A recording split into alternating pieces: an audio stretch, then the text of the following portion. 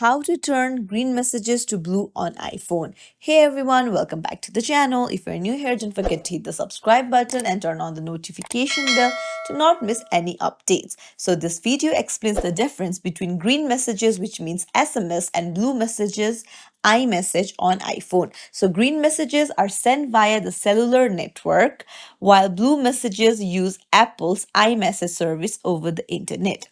So first things first, to enable iMessage, both the sender and recipient must be using Apple device and must toggle on the iMessage and must be using Wi-Fi.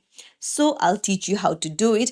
Go ahead and tap on iPhone settings and then scroll down until you find apps. Go ahead and tap on it, and on the search bar type messages. Then go and tap on it and then scroll down, and there you'll find iMessage. You just have to toggle it on. And you have to put in send and receive address. And that's it. If you found this tutorial helpful, don't forget to like and subscribe to our channel for more helpful tips and tricks. Thank you for watching. See you in the next video, everyone.